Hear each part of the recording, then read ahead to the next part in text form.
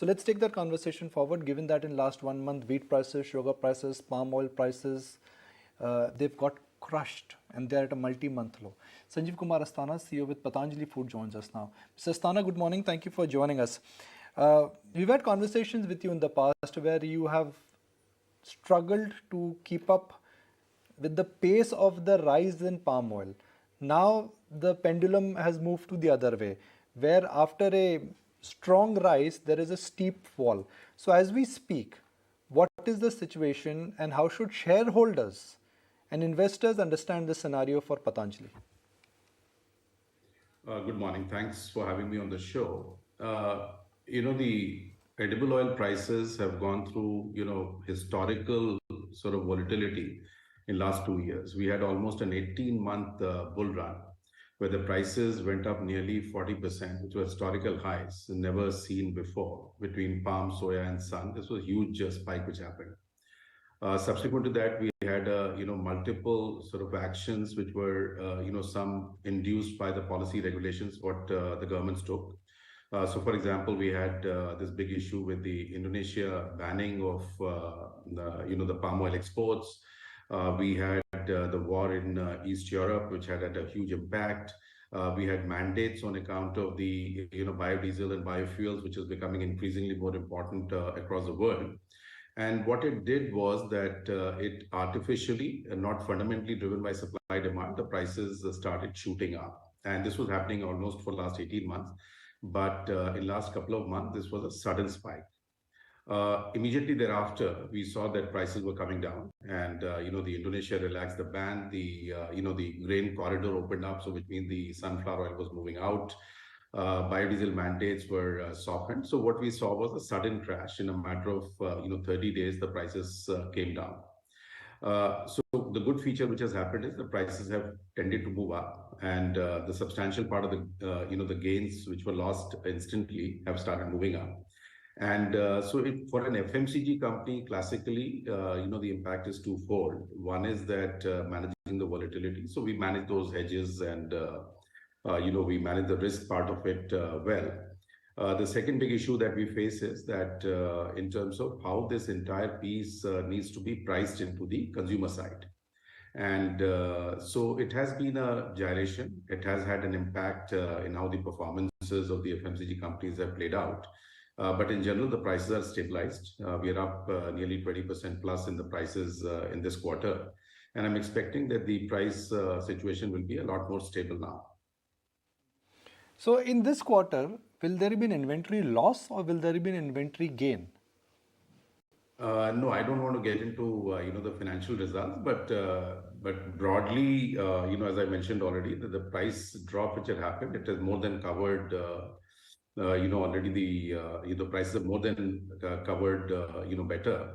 So I don't believe there will be any exceptional situation in terms of anything financially impacting the company now. Okay. Mr. Angshu Mallick also joins us now, CEO and Managing Director with Wilmar Ltd. Mr. Mallick, good morning. Thank you for joining us. I'm going to pretty much ask the same question what I asked Mr. Asthana for your shareholders who are watching the show. If you have to understand the impact of this kind of an gut-wrenching volatility in palm oil prices, what is in store for this quarter? I think this Q3 has been so far very, very good. And as compared to last year, Q3, I would say that we are at a growth rate of a strong double digit. So I think the overall economy is doing well and consumers are quite satisfied with the price levels. Consumption has opened up. Marriage season is at its peak, as you see everywhere. So all this put together has opened up. We are there in basmati rice, we are there in maida, we are there in besan, sugar, and I see all of these staples doing very well. Mr. Mallick, let's understand there are two things here. One, if commodity prices they go higher, you increase prices, top line goes higher. But then margins they tend to suffer. Will the reverse be at play now that commodity prices have started coming down? You may actually be looking at bringing the prices down, which means, and I'm only addressing the shareholder here, sir, not the consumer. For shareholders, there could be a reverse situation where top line will contract or top line will remain sluggish, but margins will expand, Mr. Mallick? See, normally in any FMCG product, as the commodity prices comes down, the brand starts giving you better margins. And that holds true for us also. So when the prices goes up, we are under pressure to manage our market share. So sometimes we have to not go up as much as required, but when it comes down, we are comfortable. And presently, we are surely at a better position. Mr. Mallick, given that reports seem to suggest that we're also seeing a recovery in the rural markets, is that the case for your company as well? And if you could just walk us through which of the segments it is that you're seeing good growth in? See, normally we have seen H2 is always better for the rural. So we have seen that coming up from October, because October was a big festival month, both Dussehra and Diwali together with Chhath in Bihar and Eastern UP. Marriage season starts from November 15, has started, so obviously there is a demand. The real peak rural demands will come in Q2, in Q4 and Q1 of next year, when the marriage actually happens in rural market. Rural India, normally after the harvest, start getting some money in their hands, so they start spending. I expect the spending to go up from November once the harvest comes into the market and they start getting the money in their hand.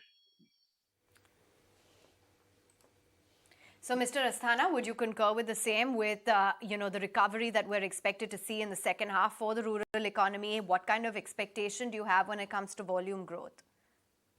So pretty much echoing what Angshu has just now mentioned, that the rural sort of demand did drop in the second quarter. I'm expecting that we'll have a very robust demand coming in from the rural India now. The harvest have been good. The prices of commodities have been very robust, and there's a lot more money in the hands of both the farmers and the rural population at large. So we should see a very strong demand, which is led by primarily both the harvest and more incomes in the hand. The marriage season is upon us. We are having almost 4 million marriages in next couple of months. So that's a big demand boost. And overall, I'm expecting that the recovery should be very strong in the rural areas as well as in the urban areas as well. So Q3 and Q4 look very robust and strong for most of the FMCG companies and for us too. Angshu, if I could just probe you a little bit on the trajectory of where you see commodity prices headed, because while we have seen a sudden drop, we were just going through some of the reports from the Food Ministry here in India, and they indicate that there could be a further fall perhaps in edible oil prices. Do you sense that those peak prices are now behind us, and are we expected to see a further cool off coming in? See, the prices have come up in the Q2. You have seen that happen, and now the prices are almost stabilizing. Palm prices today, olein today, is almost 15% lower than last year, same period. Mustard oil is also same, 15% lower than last year, same period. So looking at the present prices, I think the consumers are also comfortable. We as an organization is comfortable, and supply chain also remains comfortable. We must not speculate beyond a point, because there are a lot of other factors which can impact, whether sowing in Argentina or rainfall in Malaysia, Indonesia. All these are something which is beyond calculation as of now. But we all are very comfortable at these prices. Consumption is happening, and market has opened up. So there isn't any issues now. The other trend, Mr. Asthana, that one is seeing right now, especially with most FMCG plays and food categories, is that there is a lot of focus on premiumization in the food segment. Given your vast portfolio, I wanted to understand, where is Patanjali's focus going to be? Because, largely, while you are a big player within the urban markets as well, it's a rural focus play. So that is actually an incorrect sort of perception that it's largely a rural play. We're very strong in the rural areas, but for different product categories. But to come back to the question of, in terms of the commodities and the sort of responses, which toward the premium side. So there's a lot of, all companies are working towards it, because commodities by very nature, have a fundamental challenge of how do you pass on to the consumers, whether it's a price inflation or how are you able to extract a superior premium. So most of the companies are working towards it. So are we. And so, for example, in the edible oil category, you will soon see that we will be working towards the premium end of the the oil bracket. We are likewise working on the atta and besan and grocery items. Similarly, we're working on a range of other like juices that we have. So there's a lot of effort which goes on. It's a long haul. I think changing a consumer to move towards the premium end of the product, where they must see a very visible and clear differentiation between what they were buying earlier and what they're consuming now.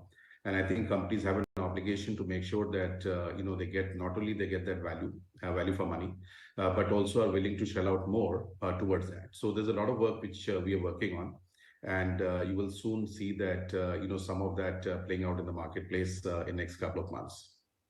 So, Mr. Asthana, let's understand the way forward. Could you give us a broad indication of what kind of volume growth we should expect? And I'll divide not the company category wise, because that is a better benchmark, because for our understanding that how much you're moving away from the staples to branded and to the food category is crucial.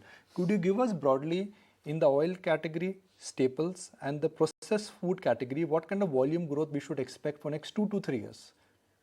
I'll give you a perspective. It's fairly clear that I'm expecting that we should be very close to double digits, if not double-digit growth itself, which is, if you look at India's consumption, which is almost nearly 70 to 100% more than how India's consumption is growing on the edible oil side. On the staples, we are more aggressive. We will be certainly more than double-digit, consistently across all the grocery categories. And processed foods are also going to grow pretty much in the similar vein. So one of the targeted, levels that we have kept for ourselves is that how do we maintain the double-digit growth consistently over the next 3 years, and so that we are able to hit a number which is double of where we are over the next 5 years, and thereafter maintain the trajectory. And one of the key things we have is not just the volume growth, because you can achieve, through pricing means, at least on the commoditized products. But how do we go towards a premiumization? How do we add value to it? How do we improve the bottom line? So all that effort is consistently going, and we want to maintain, a healthy sort of profitability in our business that we can take it forward. Mr. Mallick, let's get that number going in terms of in big picture, that which are the categories where you expect a double-digit growth, and which are the categories for Adani Wilmar where you think the growth now could be single-digit because of the base? See, on edible oil front, we are quite confident that we will show a strong double-digit growth for Q3 and Q4. So there we are quite confident because the way things are happening as of now. On food staples, particularly wheat, flour, maida, sugar, rice, and all that, we have been growing at a steady rate of around 30-35% per annum. And so on quarter also, I think we will continue to grow this. So on Q3 last year versus this year, I'm sure we will grow at around 35-40% on packed food. So that looks like. Now going forward, if you ask me for 2-3 years, you see, India will become the largest populated country, youngest population, 28 years average age, better education, better health conscious. I think overall the food business should look much, much positive in days to come. Another thing I would like to add, where Sanjeev might also agree, is that with the recent changes in the GST law of brand and registered or unregistered, you see that has helped a lot.